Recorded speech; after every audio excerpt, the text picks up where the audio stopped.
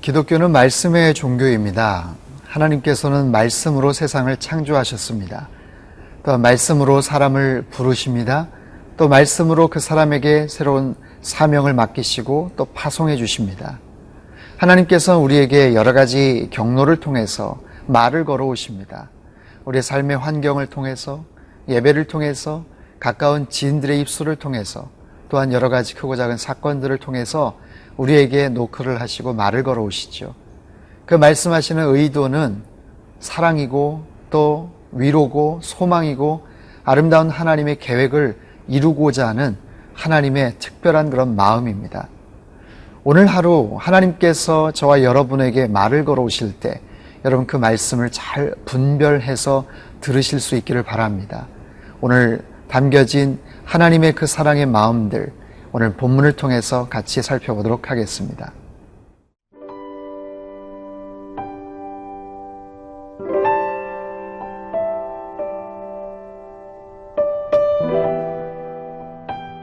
말라기 3장 7절에서 12절 말씀입니다. 만군의 여호와가 이르노라. 너희 조상들의 날로부터 너희가 나의 규례를 떠나 지키지 아니하였도다.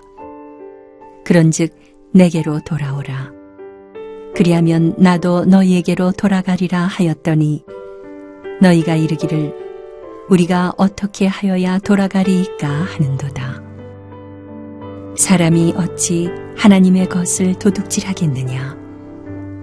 그러나 너희는 나의 것을 도둑질하고도 말하기를 우리가 어떻게 주의 것을 도둑질하였나이까 하는도다. 이는 곧 11조와 봉헌물이라. 너희 곧 온 나라가 나의 것을 도둑질하였으므로 너희가 저주를 받았느니라. 만군의 여호와가 이르노라. 너희의 온전한 11조를 창고에 들여 나의 집에 양식이 있게 하고 그것으로 나를 시험하여 내가 하늘문을 열고 너희에게 복을 쌓을 곳이 없도록 붙지 아니하나 보라. 만군의 여호와가 이르노라. 내가 너희를 위하여 메뚜기를 금하여 너희 토지 소산을 먹어 없애지 못하게 하며 너희 밭에 포도나무 열매가 기한 전에 떨어지지 않게 하리니 너희 땅이 아름다워짐으로 모든 이방인들이 너희를 복되다 하리라. 만군의 여호와의 말이니라. 하나님께서는 오늘 본문을 통해서 중요한 두 가지 권면을 하십니다. 그 첫 번째는 내게로 돌아오라 이고요. 두 번째는 내 것을 도둑질했다라는 겁니다. 그 첫 번째는요, 관계에 대한 문제고요. 두 번째는 소유에 대한 문제입니다. 이 두 가지는 서로 상관관계가 있습니다. 관계가 잘 이루어지지 않았기 때문에 그 소유를 탐내는 것이죠. 그리고 그 소유를 탐내다 보니 그 관계가 점점 더 멀어지고 있습니다. 그럼에도 그들은 우리가 어떻게 하나님께 돌아갈 수 있을까요? 우리가 언제 어떻게 하나님 것을 도둑질했다고 그러십니까? 하며 시치미를 뗍니다. 자, 이 심각한 이 문제를 과연 어떻게 해결할 수가 있을까요? 돌아가는 방법을 몰라서? 그렇지 않습니다. 방법을 몰라서가 아니라 마음이 없는 것이겠죠. 그러고 싶은 의지가 없는 거겠죠. 왜냐하면 사람은 자기 마음대로 하고 싶은, 자기가 스스로가 주인이 되고 싶어 하는 그런 교만함이 있기 때문에 그래요.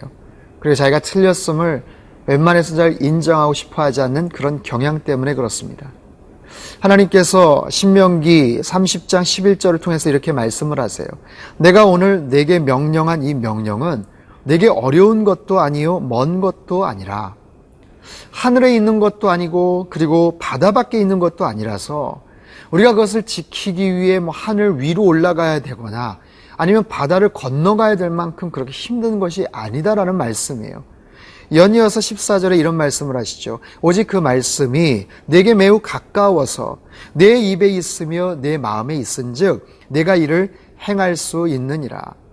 하나님께서 주신 계명, 그 율법의 말씀은 우리 입에 아주 가까워서 그리고 우리가 얼마든지 순종하고 지킬 수 있는 그런 말씀이라는 거예요. 하나님께 돌아갈 수 있는 비결도 이와 같이 아주 간단하지요. 그저 시키는 대로 순종하면 됩니다. 하나님께서 하라고 하시는 대로 순종하면 되죠. 사랑하는 성도 여러분, 하나님의 말씀을 여러분 늘 마음속에 새기시고 지키며 사실 수 있기를 바랍니다. 우리가 신앙생활을 한다는 것은 곧 믿음 생활을 의미하죠. 무엇에 대한 믿음인가? 무엇을 믿는다는 걸까요? 하나님을 믿는 것이죠. 하나님에 대한 그런 믿음을 가지고 우리가 살아가는 겁니다. 그런데 그 믿음은 그냥 생기지 않아요. 우리가 살아가면서 자연 발생적으로 그렇게 생기는 것이 아니라 말씀을 들을 때 그 믿음은 더욱더 견고하게 세워지게 되어 있죠. 따라서 이 하나님의 말씀을 자꾸만 우리가 섭취하고 묵상하고 가까이 할 때 우리 안에서 그 하나님의 그 말씀에 대한 확신과 믿음이 생기게 마련이지요. 뒤집어 생각해 볼까요? 그 말씀을 듣지 않으면 믿음이 생기지 않습니다. 자꾸만 오해가 생깁니다. 아무리 과거에 대단한 신앙을 갖고 있었고 어떤 이력이 대단하고 몇 년 동안 수십 년 동안 믿음 생활을 했다고 해도 하나님의 말씀을 가까이 하지 않으면, 자주 듣지 않으면 관계가 점점 더 멀어지고 뭔가 오해가 생기게 되는 것이죠. 어떠한 경우에도 하나님의 말씀을 떠나지 않게 되기를 바랍니다. 하나님을 떠난 인생은 마치 부잣집 아버지 곁을 떠난 집 나간 탕자와도 같지요. 그 탕자가 아버지 곁을 떠났을 때 정말 돼지를 치는 그런 신세로 전락하게 되죠. 아니, 돼지가 먹는 쥐염 열매조차도 먹지 못하는 그런 처절한 모습으로 타락하게 된다는 것 마음속에 늘 새기십시오. 사랑하는 성도 여러분, 오늘도 이 말씀을 마음속에 붙잡고 새기고 승리하며 사실 수 있기를 바랍니다. 이 말씀 안에서 새로운 삶의 소망과 또 위로와 하나님의 비전들을 발견하시고 그것을 이루며 사실 수 있기를 주님의 이름으로 축원합니다.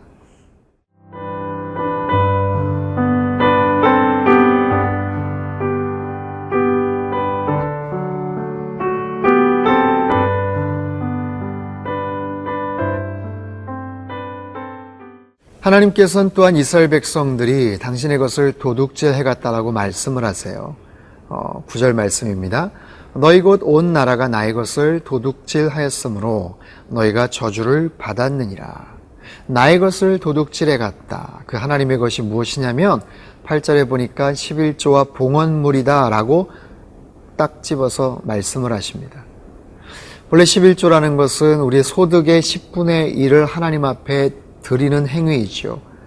하나님이 주셔서 하나님의 것이기 때문에 돌려드립니다. 또한 그 예물은 레위인들의 생계를 위해서 사용이 되었고 그리고 성전 제사를 드리는 데 필요한 기물이나 이 모든 것들을 구비하는 데 또 쓰여졌습니다.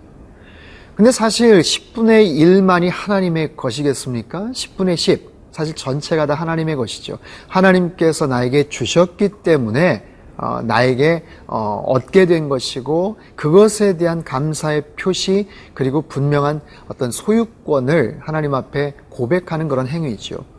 근데 이스라엘 백성들은 그것을 무시했던 것 같아요.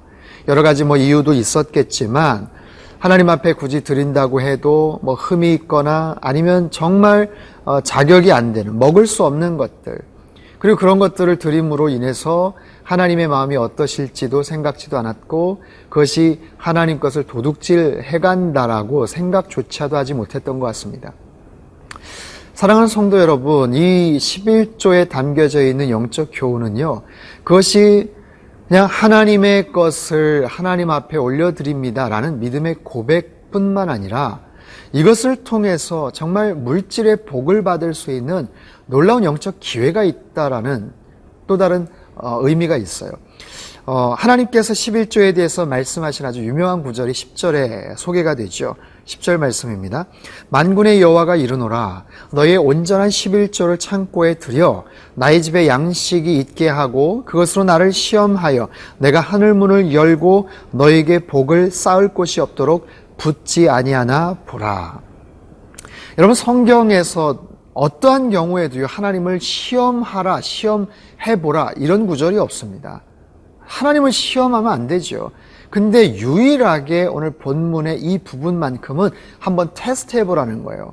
시험해보라는 거예요. 과연 내가 만군의 여호와 모든 소유를, 물질을 그리고 갖고 있는 주인 되시는 하나님이 거기에 대해서 어떻게 복을 주시는지 안 주시는지를 한번 테스트해보라 라고 하나님께서 말씀을 하세요. 사실 이 11조라는 것은 어쩌면 참 현대에 와서 또 많은 이슈가 되고 또 논란의 여지도 있는 그런 부분이기도 합니다. 그리고 처음에 이 11조를 드리려고 하면 이게 쉽지가 않아요. 말이 10분의 1이지 느낌은 거의 10분의 2나 10분의 3을 드리는 것과 같습니다. 하지만 하나님께서 분명히 말씀을 하세요. 10분의 1이 하나님 것만이 아니라 모든 것이 하나님의 것이고, 그리고 정말 하나님이 나의 인생의 주인이 되신다면 내가 10분의 10이 아니라 10분의 9를 가지고도 얼마든지 살 수 있습니다. 아니, 그렇게 살 수 있도록 해주시겠다라는 하나님의 어떤 약속이 담겨져 있는 그런 메시지입니다. 사랑하는 성도 여러분, 이 하나님의 이 언약의 말씀들, 특별히 우리의 삶에 있어서 경제적인 물질의 어떤 소유권과 거기에 관련된 축복을 보장해 주시는 이 말씀들을 여러분 한번 잘 훈련하시고 한번 실천해 보실 수 있기를 바랍니다. 이 11조는요 사실 적을 때부터 훈련을 해야 돼요. 많아지면 훨씬 더 훈련하기가 어렵습니다. 불안하기도 하고 아까울 수도 있어요. 하지만 내 입술로 하나님이 만물의 주인이십니다. 모든 것의 소유가 되십니다. 하나님이 내 인생의 목자가 되십니다 라고 그렇게 고백을 한다면 그 믿음의 고백대로 한번 그 물질에 대한 부분을 하나님 앞에 떼어서 드려보십시오. 그리고 하나님이 약속하신 것처럼 정말 창고가 더 이상 정말 더 쌓을 곳이 없도록 부어주시는 하나님의 놀라운 물질과 또 영적인 은혜와 축복을 경험하는 우리 모든 성도님들 되실 수 있기를 주님의 이름으로 축원합니다. 기도하겠습니다. 하나님 아버지, 우리가 어떤 경우에도 하나님의 것을 도둑질하는 그런 사람들 되지 않기를 원합니다. 그리고 어떤 경우에도 하나님과의 관계를 어정쩡하게 또 소원한 관계로 그렇게 살아가지 않게 되기를 바랍니다. 늘 말씀의 주인 되시고 우리의 모든 소유의 주인 되시는 아버지 하나님 앞에 나의 중심을 드리고 우리의 믿음의 고백을 드리며 그렇게 날마다 승리하며 살아가는 우리 모든 성도님들 될 수 있도록 주님 축복하시고 오늘도 모든 삶의 현장에서 지켜주시고 인도하여 주옵소서. 귀하신 예수님의 이름으로 기도합나이다. 아멘.